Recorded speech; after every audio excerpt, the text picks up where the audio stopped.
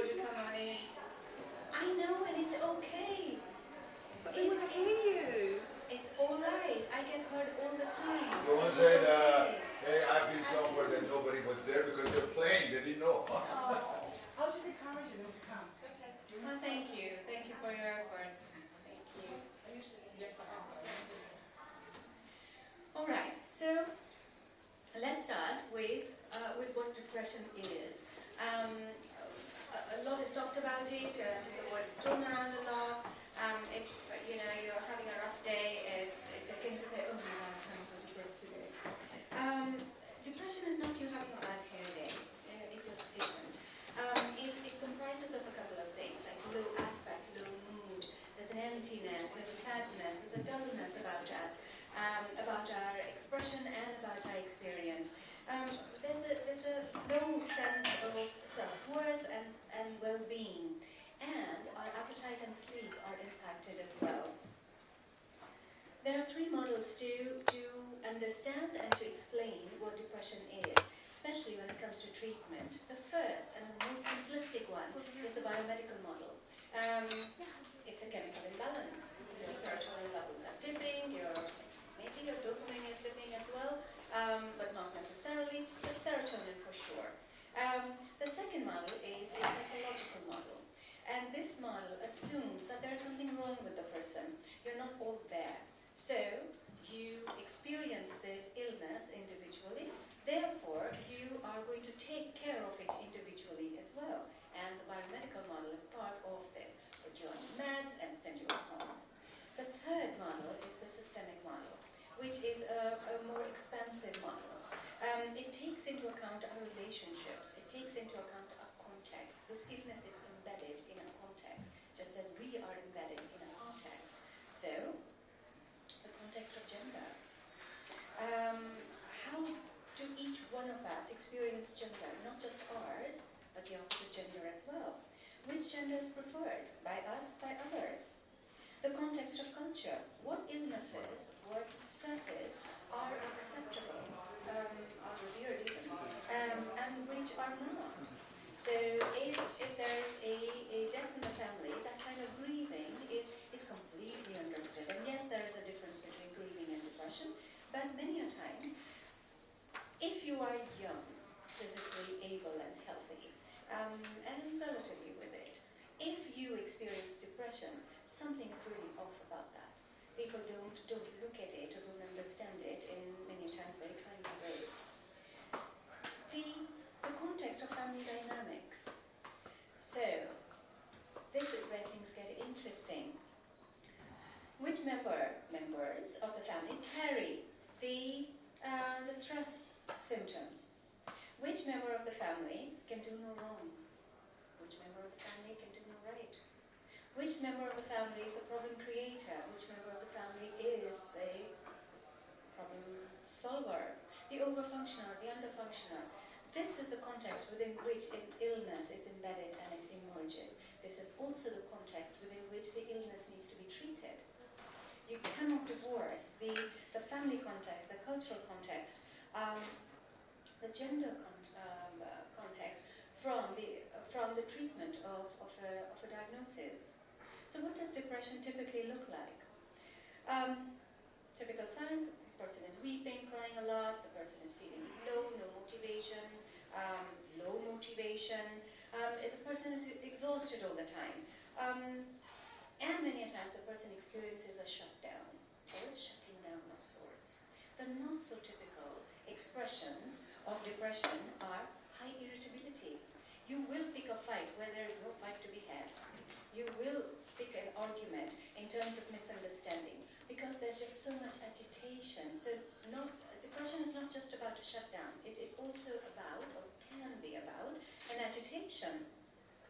The person is very high functioning. So work is not impacted at all, even though there's a blunted affect, even though there's just a listlessness about them. There may be no motivation, but there is no shutdown either. This third one is actually very significant and very common in women. Also, it is the most difficult to detect or diagnose. For women, many a times, depression gets hidden under layers of caretaking duties. And so it's business as usual, even though you're carrying the heaviness of, my word is heaviness, of depression. Now, with every illness or state of mind, we like to know why something is happening. The why question is the most useless question ever. The why question can only be answered very definitively with a because. So before you ask this question, you actually need to know the answer, because otherwise you cannot answer this question. So, my tummy hurts. Ooh, now I wonder why my tummy hurts. I could have eaten something really spicy. Or I walked into a table. There is an answer. There is a reason. Okay, with depression, many a times, there is no reason. And this is where the biomedical model comes in. So there is no environmental factor that impacts your neurochemistry, which is then very difficult for the person to understand their experience, their condition, the person who's experiencing it, or then others around them, because you can't explain it to them. Well, why do you feel this way? Oh, I don't know.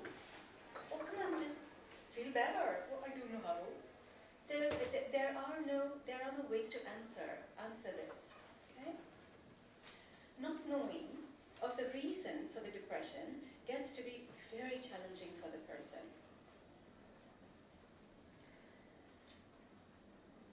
We need a reason to hold on to. We need that reason so that we can help explain our condition. We can talk about our condition. But sometimes we come up empty because there is no reason. There isn't a natural disaster, there isn't a relationship that's ended, none of those things.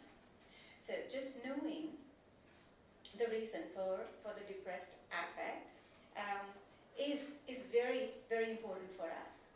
And so that brings us to cure versus management, because we get very entrenched in curing something. Tell me how to fix this. My tummy hurts. Well, diagnostically, blah, blah, blah is wrong, and blah, blah, blah meds need to be taken. Problem solved. Now, when you take the medicine for your tummy ache and you feel better, do you tell yourself that you will never, ever get a tummy ache ever again? No, we don't. So why do we think that when problem, issue, challenge is slightly north of the border? It's not okay for us to think that way. Only 1/3 of the people experience full remission after treatment of major depression. Only 1/3. For everybody else, it's recurrent. Okay? So, saying things like, be strong. This is actually my family motto. No matter, my mother, very sweet lady, bless her heart, no matter what I brought to her, her response to me was, be strong. Oh, I'm really scared. I'm not prepared for my exam tomorrow. Maybe, be strong. Oh, I'm hungry. Be strong. Everything was be strong. So, focus on the positive. And of course, my favorite, mind over matter, whatever that is. These things really don't work. If you want to be supportive, then try saying something like, well, I don't want to fix this, but I don't have any idea of where you are, what you're going through, but I'm here for you. I'm here if you want to have a talk. I'm here if you want to share a silence. I'm here for you. Try saying that. All right? Thank you.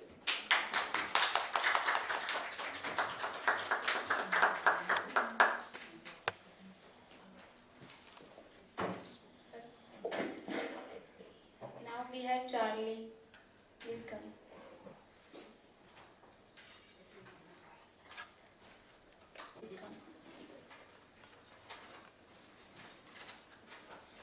Good afternoon, everybody, and thank you for coming to listen to the Battle of Depression. First of all, I'd like to honour Wes for giving me this opportunity to share what I'm going to call my story, and also be on the platform of some amazing speakers. So depression, I can so relate to a lot of the things that you were just saying.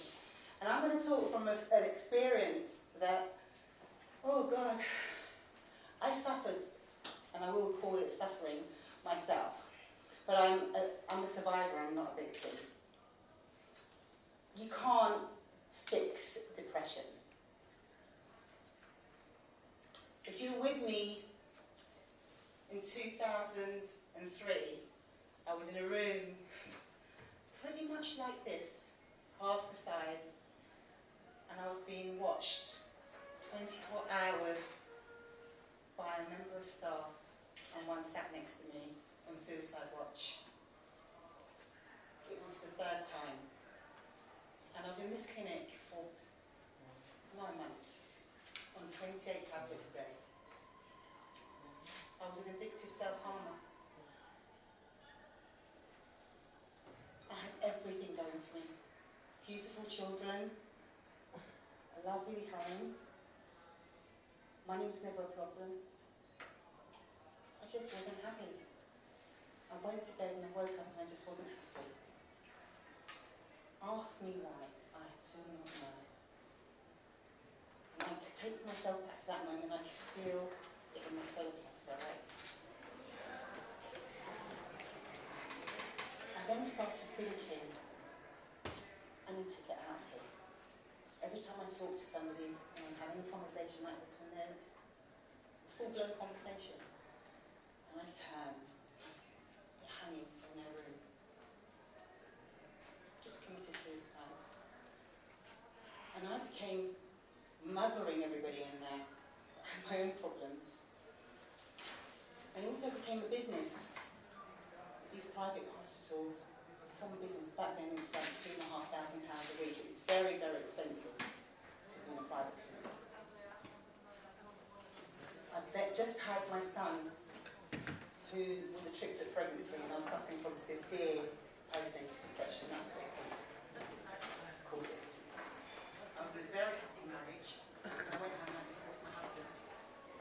No reason, I just divorced him. And I pretended I felt okay. Because the thing is, a silent killer doesn't have any symptoms of physical scars, if you like. I thought, I've got to do this. I've got to do this. Because my why was so big. So big to the point that they needed me. Whilst I was getting divorced, I met somebody who I thought was the replacement of my husband. Came with all the wonderful stories, told my mum that he was going to take care of me, my 3 kids then. In fact, it was a rebound relationship 3 years down the line. And I fell pregnant again, but this time with a 4th child, who was born with an incurable lifetime disease. So I relapsed with my depression. Because when you see your son in hospital, and the surgeon's coming to, you know it's bad news. It was 10 and a half months we were in the hospital when he was born. And I said, Mum, you can't cure your son, he can't eat, and he will never be able to open his bowel independently. He said, what do you mean? And I looked around me and I saw these very, very sick children.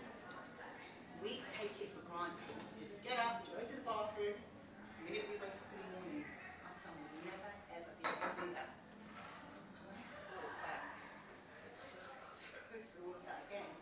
So I turned to what was my coping mechanism. Self-harm and suicide. I didn't plan it. I just did it. Can you be a little louder, please? Sure. So what I did, I went home a year later and I saw my son tell me, Mummy, fix me. I'm in pain. And my 3rd son found me.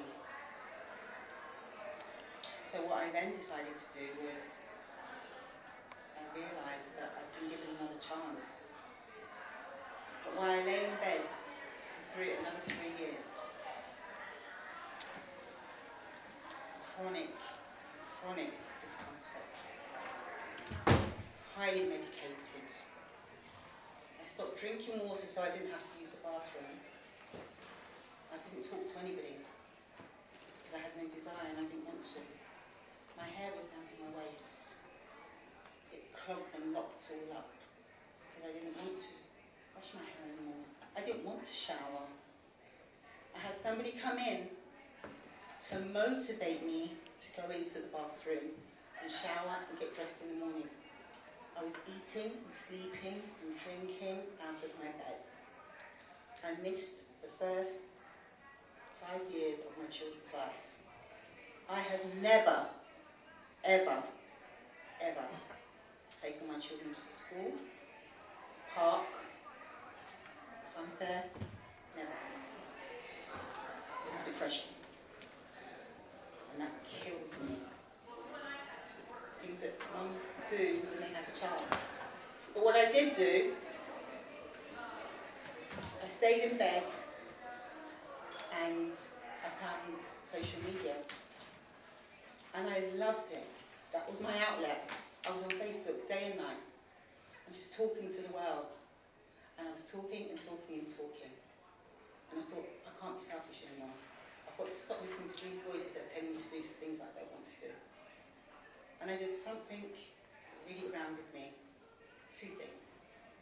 I took myself up to Great Ormond Street, which is a very, very well-known hospital in London for sick children. And I walked up and down the cancer ward for those that are terminally dying. And I looked at all those babies that are holding onto the cots and saying, come. As I walked back and forward, and I thought, these children would do anything to live. Give me a minute, let me finish. And that made me really grounded. And I'm a Muslim. And in Islam, when you die, you have to bury the deceased body the same day, almost instantly. So I went to the mosque and I asked to wash the deceased body. And I did that. And I washed the deceased woman's body and buried her with my hands. That is what grounded me as I saw her going down 6 foot under, because that's our destination. We're here visiting. And I thought, I was taking my life, and my children would have been standing over my coffin doing that, because that's what I saw her children doing as they were standing there. How selfish of me. I tell you, I went back home and I transformed my life. My business turned into an international business overnight because I went to a seminar, and allow me if I've gone over 2 minutes. Is that okay with you? Yeah. Is it, guys? Yeah. Okay. Especially that one speaker is just not here. Okay. Well, thank you. Okay. I went to a seminar because I was being mentored by somebody that really believed in me, because my mum was saying to me, snap out of it, and so did my friends. What are you talking about? You, depressed, you're the part of life and soul of everything. It happens to you, they don't believe it. So I lost all my friends. I had to look at my circle of network. And I was on social media and I went to a seminar, a very well-known seminar. And at the seminar, a gentleman said to me, what is it you do? And I said to him, well, I'm on social media all day long. And I explained to him what I did. And I said to him, basically, I just write really engaging content. And he said to me, you know something? You have a business here. A really good one at that. I did a live webinar, and at that webinar, I generated a significant amount of money. I think it was about $15,000 in 15 minutes. And after that webinar, I donated all that money to a special organisation, charity for children with disablement, because of my son, because that's my passion. And I was inundated. Speaking opportunities, I spoke on Sky News, I was interviewed left, right and centre, and I had a system that could generate my business over and over again. Do you think I had time to be depressed? No. And my business transformed, and I found my why, my passion, and I thought, I'm results driven. I need to do this because I want to see the end result in everything that I do. So I applied the same model of my business to find the result to cure my son. And this is why I'm here today. So since I do speak across the world, I have a proven strategy that can generate organic followers and create a whole lot of hype and social media. And I'm super delighted that my son, although he's still not cured, he's happy and he's my inspiration. He never, ever, ever complains. And although he's not doing great academically, he's a skilled professional, going to And for that, I am thankful. And if I had them all again exactly the same way, I would do so. So thank you so much for your time. You can ask me questions. I am holding WEF in the UK. And if you would like to speak in the WEF UK, just grab my card and we can connect. Thank you. Thank you for sharing. Thanks for sharing, sir. Now we have Shelley. Please come.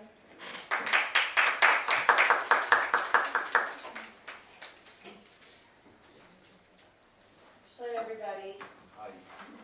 Boy, I'm still reeling from that last story. Thank you for sharing. That was so personal, so authentic. Thank you. 1 in 6 people have depression. This condition, that is a silent epidemic that's going on right now, it is treatable. It is manageable. It's perhaps even reversible. Yet only 30% of people who have depression, who are aware of it, diagnosed with it, or undiagnosed, seek treatments. Of those 30% who actually seek treatments, only 40% of that really follow through beyond the point you made of cure or a fix, to really integrate the changes and lifestyle changes we need to manage depression into their life, so it becomes a part of their life versus a problem that needs a fix. Depression is a condition, it's not a choice. Why do I know it? Because I've had it since I was about 3, when I didn't even know about depression, the word. I'm Shelley Chopra. I have bipolar 2, and I am very passionate about raising the awareness about depression, about us normalizing the conversation about depression, and us erasing the stigma that surrounds the depression, because we don't want to know it, we don't want to own it, we don't want to manage it, and we certainly are not kind towards it. A little bit about my story. As I mentioned, I grew up in a household here in India, and when I was about 3, I saw my father having what we knew at that time as mood swings. And I heard not only him, his father, his brothers, everybody had mood swings. So, we pretty much just accepted it as, oh, this is just the way we Junejas, which is what my maiden name is, are. So I accepted when I started to have my mood swings when I was in my 20s, oh, it's just the way I am. And what did I do about it? I overcompensated. In every aspect of my life, in my profession, in my personal life, in my family life. Because what I'd also seen was that these mood swings, this depression, are so burdensome on people that take care of you, your family. So I was determined not to be a burden on my family. I was hell-bent and determined nobody in my professional life is going to even get the slightest inkling that underneath the facade of I've got it, I'm type A, I am ambitious, I have it all together, that there is a part of me that works extra hard to keep it together. That there's a part of me that there are days when I get out of bed, I really don't want to get out of bed. And I do have a talk in my head to say, okay, you can do it, pull it together, get out ahead, because there are kids, there's family, there's job, there's career at line. So I just assumed working harder than what anybody should is just the way life goes. Life goes on while the battle with depression was silently going on within me, so was life. In my 30s, life is also going on. I have 2 babies. I had postpartum. That's the first time it was formally diagnosed for me. And I heard it. I didn't embrace it. I certainly was not open to taking medication, because that would mean I was going to take a step towards owning it. And I wasn't going to be weak about it. So I muscled my way through it. Come 40s, career is flying very, very high. I'm traveling internationally and nationally for my work. I've got the C-suite position.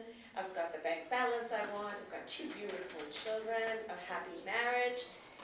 And I had my intervention.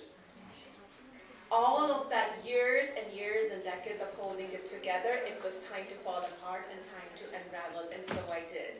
I had my first panic attack. I did not know what that was. That brought me back to the doctor's office, who said, let's talk.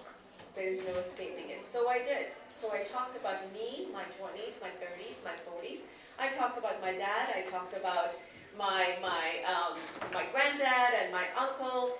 And he said, yeah, you really do have depression. I didn't want to believe it. So what did I do? The type A personality that I am, I'm going to go get all kinds of testing done. And boy, did I do. I even went and did the genetic testing done. And yeah, I confirmed that I do carry a gene that predisposes me to this condition. So now I'm looking for an excuse. What can I pin this on? Because it surely can't be me. Well, it was. It was decades of lack of self-care. It was decades of lack of denial and owning a condition, not a choice. So every time, when I finally started to come out with my diagnosis, yes, I absolutely heard, be strong. You have no reason to be depressed. You have 2 beautiful children, great career, great husband. Why are you depressed? I'm not choosing to be depressed. I am. Then I moved from there to really trying to understand. I keep saying I am depressed. Wait a second. I am not depressed. I have depression. That subtle change was so profound in me. I have depression. And now I need to learn how to manage it. So my 4-step process, because I am a data nerd, I am a techie nerd, I am the one who at 9 years of an age had a spreadsheet, and even though there were no spreadsheets about a plan of life, right? So it was going to be Shelley versus depression, and I was going to kick ass. So my 4-step process, the first one was know it. Really, really educate yourself about it. So I sought out to learn all about it, what contributes to it, genetic reasons, clinical reasons, but more importantly, lifestyle choices. More importantly, understanding what are my triggers that get me to that state. What are my triggers that I need to be aware of, physical, emotional, psychological, that tell me, okay, it's not just you don't have it together, something is going on. I learned to own it. I learned to embrace it. I would literally get up in front of the mirror and talk to myself. Yes, you have depression. And yes, you're still okay. It is a condition you have. It's not who you are. This is not what your identity is. So owning it, embracing it, was the beginning of my journey of healing. And then once I was more open to owning and healing it, of course I was going to kick ass in managing it. So I taught myself, I certainly took help of medications to get me over the hump. And then I decided to incorporate other healing and lifestyle changes, eating right, eating clean, exercising, yoga, meditation, giving yourself permission for self-care. It's okay not to be on top of your A game certain days, and it's okay to embrace it. I had moments where I wish I had cancer, because then I would give myself so much more sympathy or be able to take sympathy from outside, yet something so invisible, it was so hard to really accept it. So I incorporated those lifestyle changes in my living with depression. And finally, and the biggest lesson that I went through was I learned to be kind to myself. I learned to be actually kind to what I termed as my imperfection at that time, really, which turns out to be my greatest gift. Because when I am depressed, I'm more empathetic towards myself, and I'm empathetic about the imperfections that others have as well. So I would leave you with just one little poem that I wrote that was reflective about my spirit, if you would just give me 30 more seconds. It's titled, You, My Love. You, my love, the stubborn will to survive, to thrive, to overcome, to embrace, and to become. You, my love, my stubborn will to survive. And my network has just gone down. I'll just speak from my memory. You, my love, my stubborn will to survive. You're stronger than I give you credit for. You, my love, my stubborn will to survive. You're whole, you're full, you're beautiful. You, my love, you only fall down to rise up again. You're my light that illuminates through the cracks and makes me whole. You, my love, my stubborn will to survive. You are too stubborn to remain down. So I invite you to embrace the gifts and the imperfections that this brings your way, because it is treatable, it is manageable, and it is reversible. Thank you. Now, Senior Charlie, please come.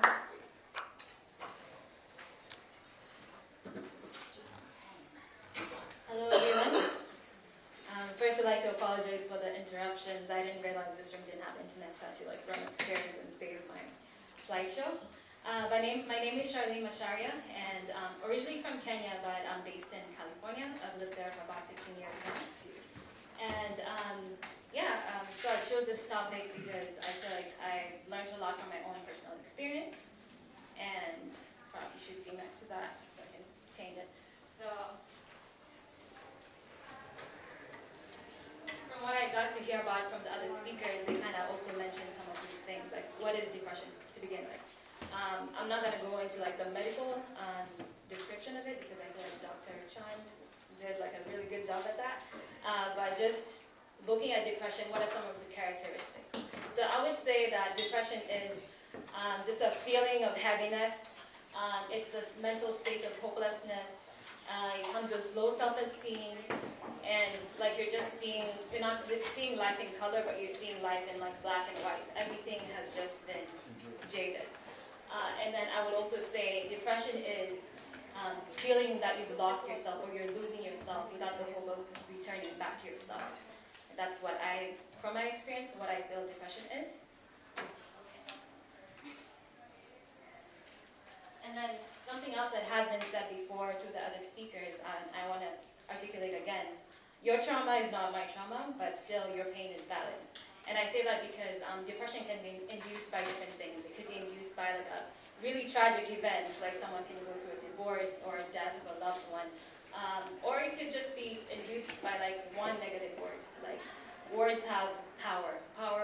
There's a Bible verse that says, life and death is in the power of the tongue. So one person can say one thing that just crushes your spirit and puts you in a state of depression.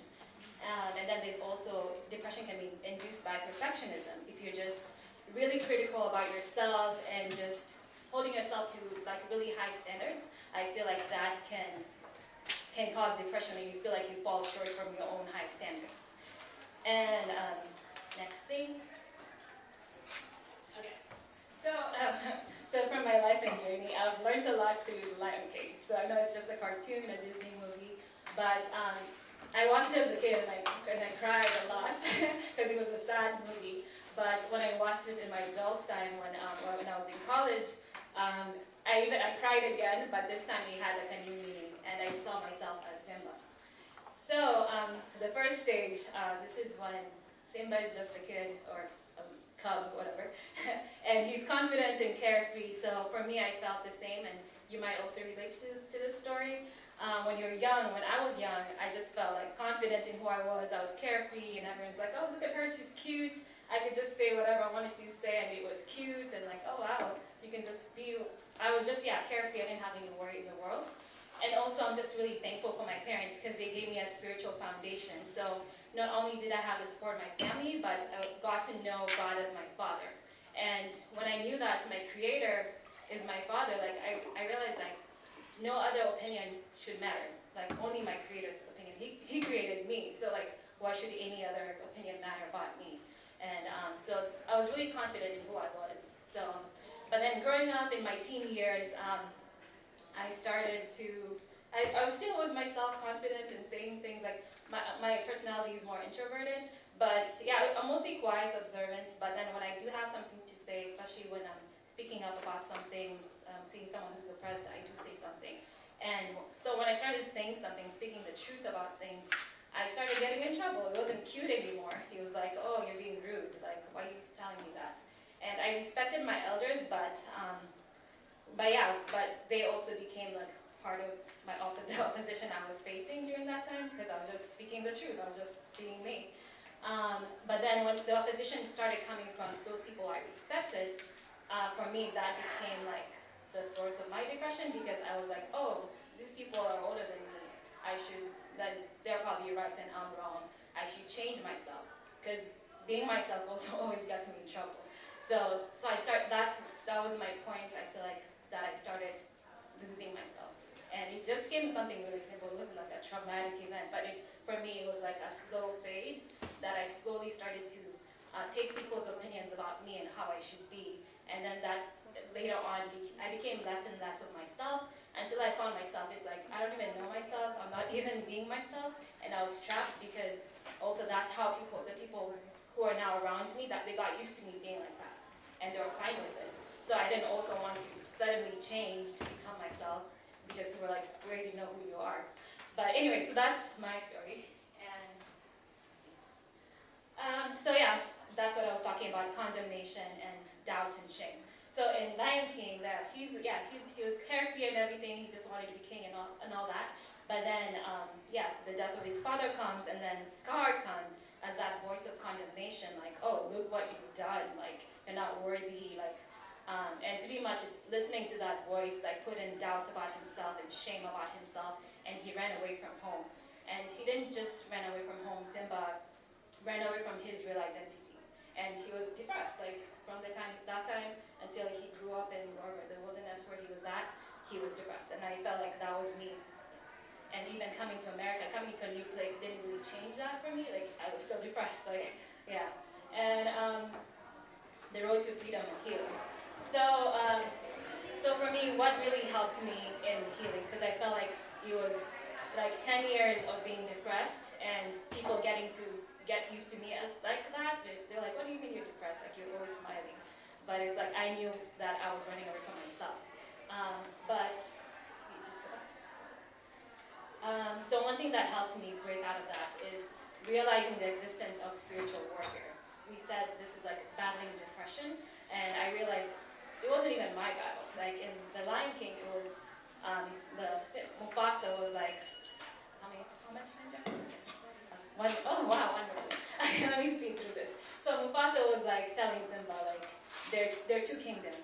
There's the light and there's the darkness. And so for me, that helps me realize that there's the light, there's darkness. There's what the Creator and what He created me to be, my best self. And then there's the devil, or the darkness, like that wants to oppress and keep me from shining that light, to keep me from being that carrier of light to others, that wants to keep the light from shining. So that helped me realize, oh, like, this is not even about me. It's not my fault. Like, there's another force that's trying to hide my light. And then that was helpful for me because I also was able to connect back with my Creator, because I felt like I stopped focusing on my relationship with God. And so my relationship with God then became empowering, because it was God saying, no, I know who you are. Like, you're beautiful, you're strong, all these things. And then realizing that your mind is a battlefield. And so a lot of this was said, like the power of positive declarations, because these negative things are trying to trap you inside. So one way to overcome is to speak out loud, to say, no, I'm not this is who I am, and to declare who you actually are. And then also just forgiving yourself. And another thing, confrontation. So remembering who you are. Like, the past is painful, so you don't want to go back, but you need to confront it. But I found out a way to do that is creatively. So using music, using the arts, for me, journaling really helps me a lot. Just creativity. I was creating videos, piecing back pieces of my past, using photos, music, and then finding real friends who speak life into you. Then when it's hard, like Rafiki. Rafiki actually means friend in Swahili.